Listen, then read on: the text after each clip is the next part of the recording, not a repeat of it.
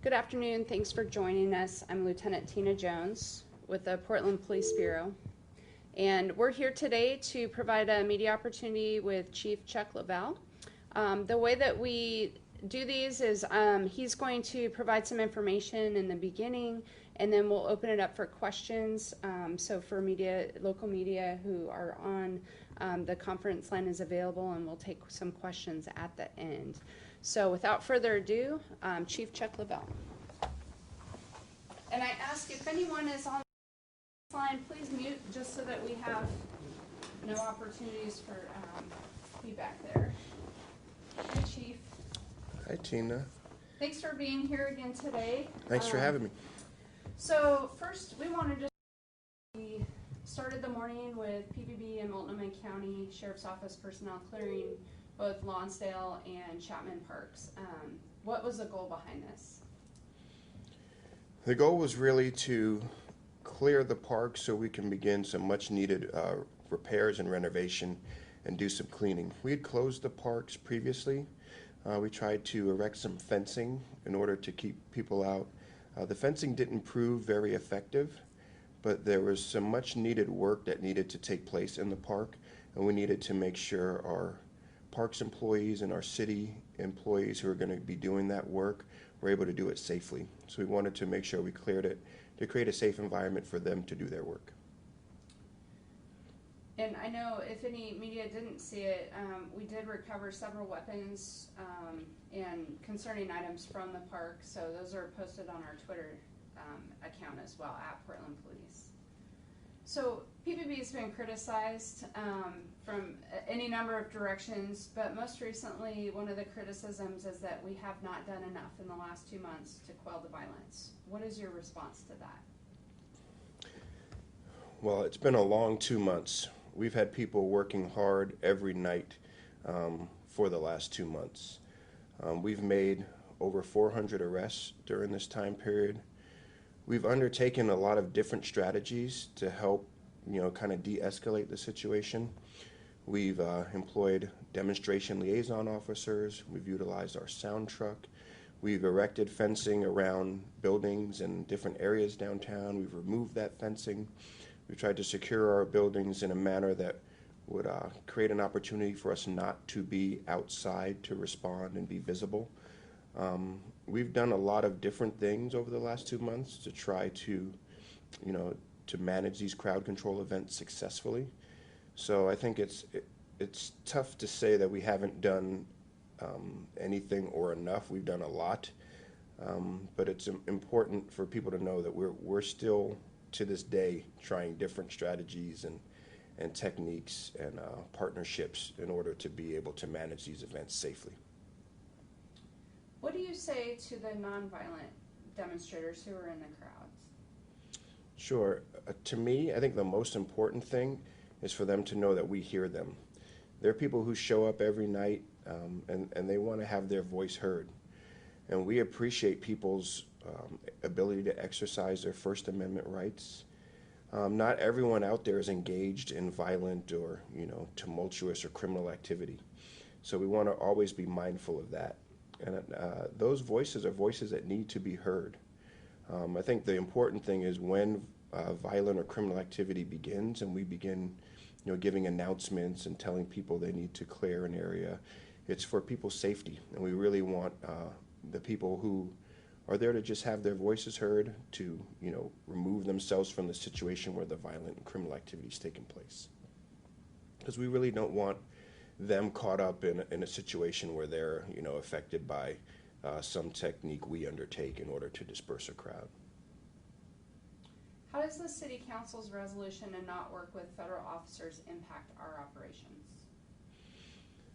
It makes it more difficult. I mean, we are trying to manage some fluid, rapidly changing, sometimes violent situations on a very rapid basis.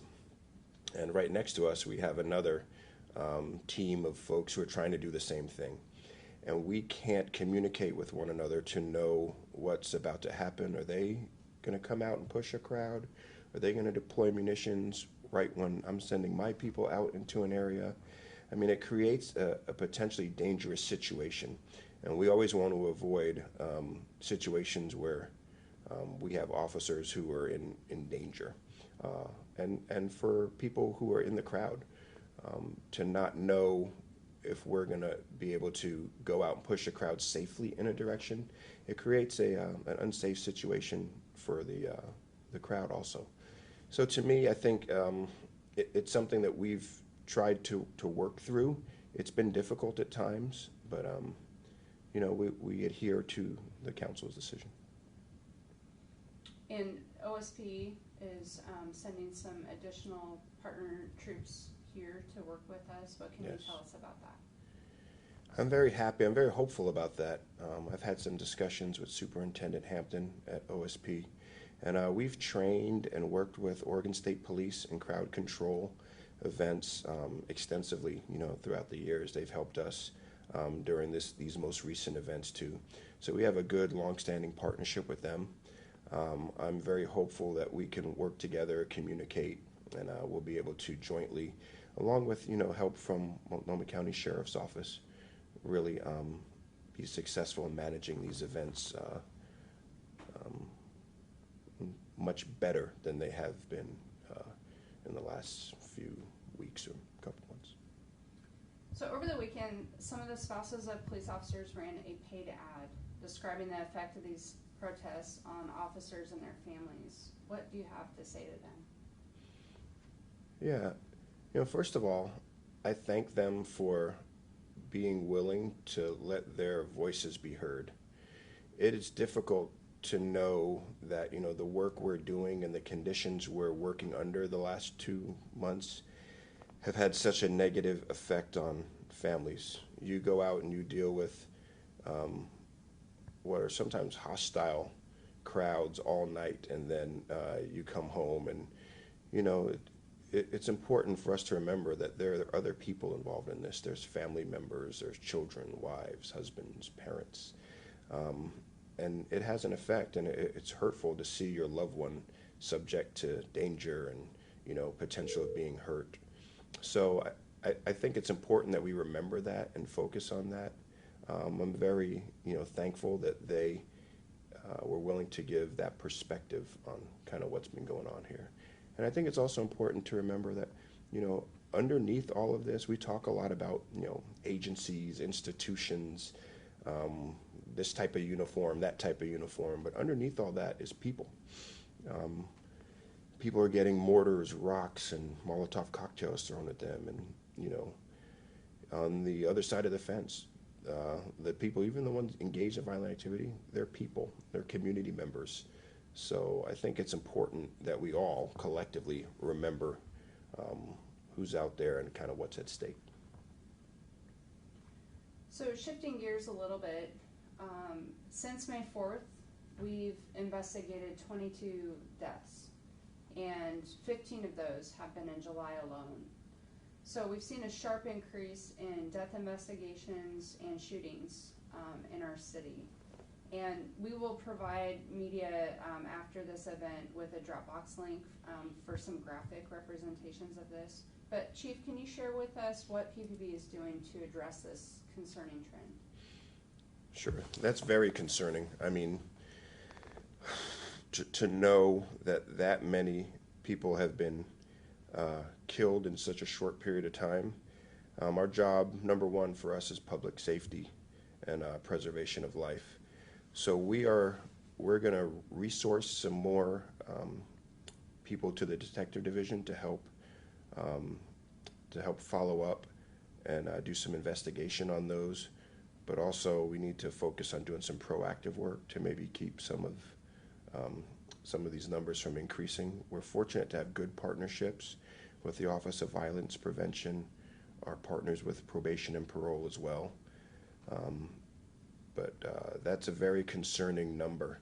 In July 1, we lost our gun violence reduction team, and that's forced us into a position where we have to really kind of look at what resources we can bring to bear absent that structure that we had with the gun violence reduction team. But it's incumbent upon us as public safety professionals and police officers to go out and still do that work. Do you think the Black Lives Matter movement has been hijacked? I've heard that question a few times. I do, to some degree. I agree with what Pastor Edie Mondene has said on that topic. You know, early on, we had thousands of people who would gather. They would march into the downtown area or different places throughout the city. And they would really spread a message of, you know, police reform, racial injustice, the things we need to do to combat racism, in more of a global sense too, not just focusing on the police, although I think police was part of their focus. But there's a whole system and there's a whole kind of big machine of inequity that kind of operates everywhere that I think really needs to be spoken about. And I think anytime you have violence or what has become kind of a politicized situation, it kind of shifts the focus away from that important message and the important kind of work that needs to be done in a lot of places and a lot of institutions. So I think to some degree, yes, but I'm hopeful that we'll get back to the real message of police reform, you know, racial justice, things that create better outcomes for people, especially people of color. So behind the scenes, what is being done or what has been done? I know that there's been such a focus on the events outside, but specific to some of the action items, what's happening? Sure. Well, we've been having a lot of meetings, a lot of discussions with folks. I was at a meeting till about 9:30 last night with some faith leaders, community members, police officials talking about reforms, putting together some ideas to build a list of reforms. I think to some degree, as a police agency, we want to bring reforms ourselves. We don't want to wait for people to say, hey, you need these reforms. We want to look at our internal processes and things of that nature and say, hey, these are ways we can improve. But we want to balance that also with listening to community, figuring out what people want to see from our organization and from our police bureau, and incorporating those as well. But I think it's also important for people to know that, you know, we've been doing this type of work for the last 7-8 years as part of our Department of Justice settlement agreement too. So this work is important. It will continue here, but I think it's important for people to know that we're constantly having conversations. We're looking at ways to reform. We're right now in a position where we have scarce resources. So to figure out what we can do, how to best do it, is really the priority. Any final thoughts before we shift to questions? Oh, I always have some final thoughts. I'll start with the fact that first and foremost, I'm hopeful that this collaboration with Oregon State Police, Multnomah County Sheriff's Office, and Portland Police will lead us to a better place as far as quelling some of the nightly violence and making a safer environment, not only for officers, but also for people who are coming down to express their First Amendment rights. I'm really hopeful of that. And I think it's always important to reiterate too, not everyone down there is engaged in, you know, criminal, violent, bad activity. That's a small subset of a bigger group who's had an interest in speaking out on this topic. So I always want to focus on that. And we need to really focus, I think, sooner than later on a collective path forward with community, with police officials, with elected leaders, and figure out, you know, where we're going to go. Because wherever we go, we're going to have to get there all together. We've been doing some good work with the DOJ. That's helped us along this path, but there's more work to do. So I'm hopeful on that front as well. Awesome. Well, I'm going to try to get this turned up, and we will take a question. If you can limit your question to one question initially, and then if we have time, we can add. So is there someone on the line who has a question, and we'll try and... Yeah, I have a question. This is Wright Gagway at K2. I missed your name, I'm sorry, with K2? Yeah, Wright Gagway with K2. Hi, Wright. Go ahead. My question is about Commissioner Hardesty's IPR proposal. It goes to the ballot in November. I wonder what the chief's thoughts are on that proposal specifically, and then more generally, what his thoughts are on police accountability and maybe what steps need to be taken in the future. First, though, Commissioner Hardesty's proposal specifically. Sure. Thanks, Wright. You know, I think for me right now, I think there's still a lot of questions on what it would look like, what it would mean, what are the implications as far as bargaining and things of that nature. That final product could potentially have some potential, but I think right now it's really early in the process to kind of see what that would look like and what impacts it would have. Accountability, I think, is very important. To me, I look at it like, you know, not everyone is going to perform perfectly all the time. I think as an organization, we have to have systems in place that catch, you know, the times when people don't perform up to our, you know, policies, expectations, and directives, and then have things in place to hold them accountable, correct behavior, and make improvements afterwards. And I think when you have a structure of accountability that does those things, you're on a good path. Thank you, Chief. Next Sure, question. thanks, Ray. This is Kyle Doshi with KGW Channel 8. Hi, Kyle. Chief, thank you for your time. Sure, Mayor Kyle. Wheeler said that Portland Police and OSP have agreed on a unified standard on the use of CS gas. I'm wondering what your understanding of this agreement is, and does it create any challenges in crowd control? Thanks, Kyle. There's always challenges in crowd control. I'll start with that. We did have some discussion around it, and it's really situations where there's, you know, threat of serious physical injury or death. We really do not want to be using these munitions on community members. That is the truth. I mean, absent better options that are effective, it's a tool we have that can disperse a large crowd, and that's when, you know, criminal activity, life safety threats are taking place. So we do have a great working relationship with Oregon State Police. We've worked with them on, you know, real life crowd control issues extensively. We've trained with them over the past, you know, several years, I think, and, you know, I'm very hopeful that together we can do what we need to do on the crowd control front without use of these tools. This is Maxine Bernstein from the Oregonian. Thanks, Chief. Hey, Max. Hi. Can you tell us a little bit more about what people can expect tonight as this transition to local and state police occurs, and whether who will be in command, who will be calling the shots, not necessarily the shots, but steps police are taking, and who will be out front of the federal courthouse, etc. Yeah, that's a great question. I've been in contact with Superintendent Hampton. OSP and PPB will work jointly. OSP will have contact with the federal officers who are here. They will coordinate the efforts at the federal courthouse, and PPB and OSP will be outside in a joint manner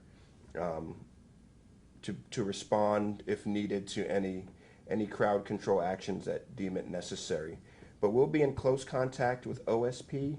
They'll have the lead at the federal courthouse, and they'll be the ones who are coordinating the handoff with the federal officials. Next question. Hey, this is Alex with the Portland Mercury. In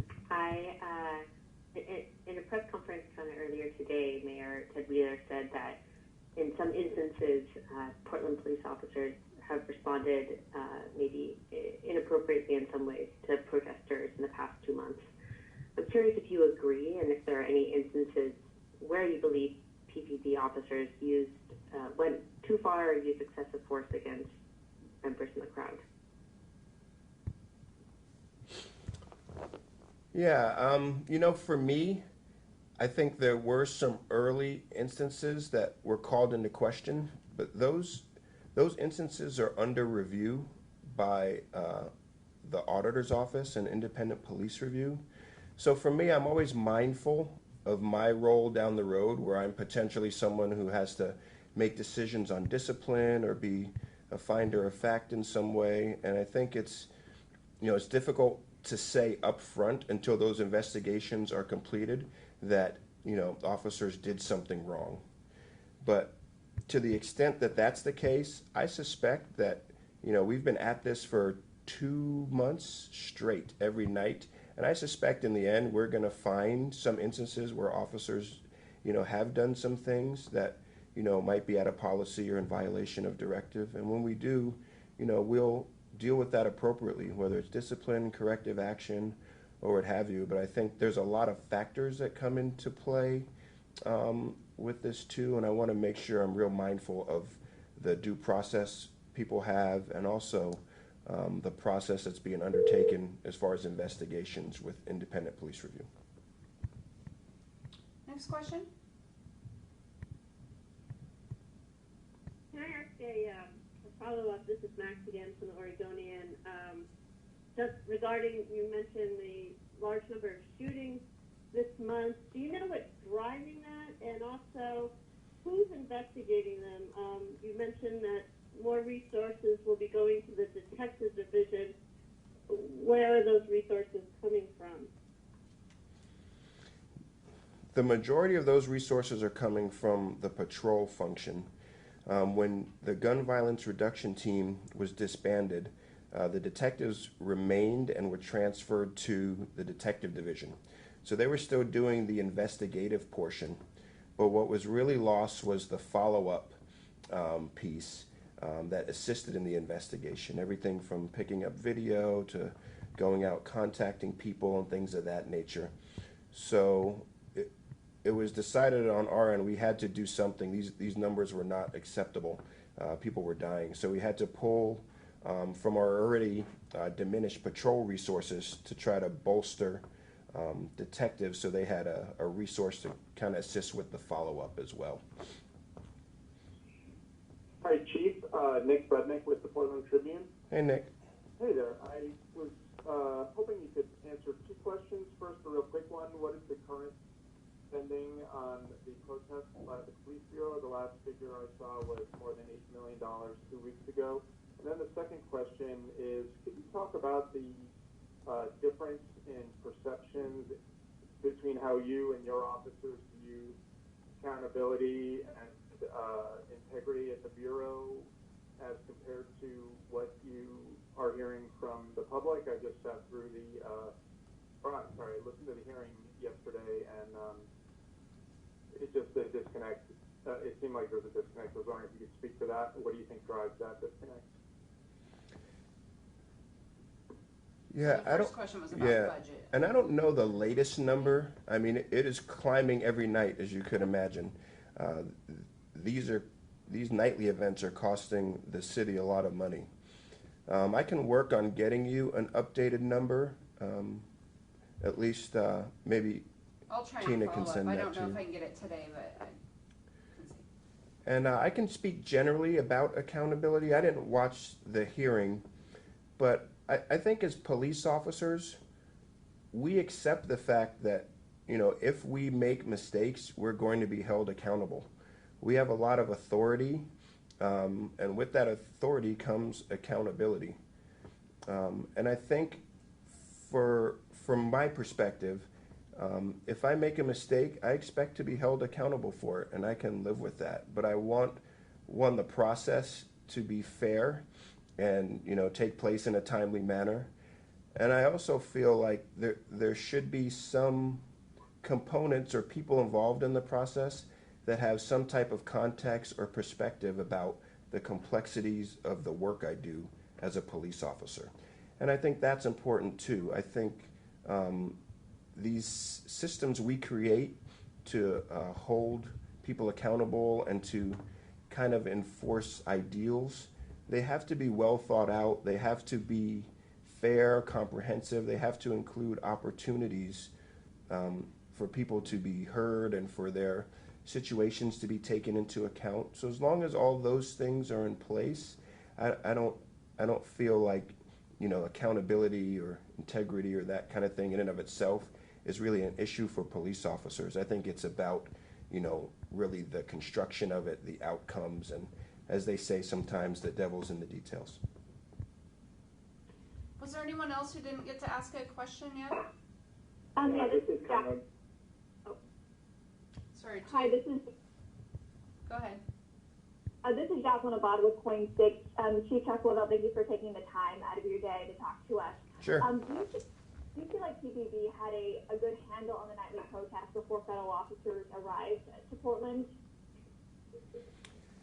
I'm not sure of their exact arrival date, but I know around the 4th of July, around that time frame, we were experiencing crowds that were greatly diminished in size. The violent activity was much lower, and I think we'd gotten to a place where we were on a good trajectory. And then I feel, to some degree, the arrival of the federal presence became an escalating factor, and that increased the crowd size, that increased, kind of the fervor and the violent activity. And, we were, prior to that, kind of under-resourced in many ways. We still have calls for service to answer. Our nighttime presence is fairly limited for a city of this size. So in order to still meet our obligations on the patrol side and also dedicate, some pretty substantial resources to crowd control was really difficult. But I'm hopeful that this new approach and our partnership with OSP and Multnomah County gets us back kind of on the trajectory we were prior to 4th of July. And there was one more person, I think, who was talking Yeah, over, so we'll take that as the last question. Hi. Who is this? Hi, Lieutenant. This is Conrad Wilson from Oregon Public Broadcasting. Hi, Conrad. I'm trying to get, hey, how's it going? Thanks for taking the time. Yeah. I'm trying to get a better understanding if there's just a change in direction that either the mayor or chief you've given to PPB. And I guess what I mean is, what can the public expect tonight from PPB? Protesters who turn out, like what do you envision that looking like on the ground from your perspective? It's hard because I don't know how many people are going to show up, or the energy in the crowd, or what the response is going to be to this latest development with Oregon State Police. So it's hard to say. I'm hopeful that the community members see this as a victory in many ways.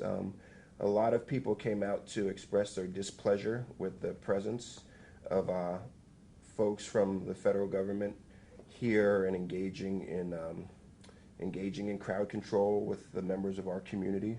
So I'm hoping that on many levels, people are happy with this development, and kind of from the perspective of what we do, a lot of what we do is pretty reactionary. We have a lot of crowd control events in Portland.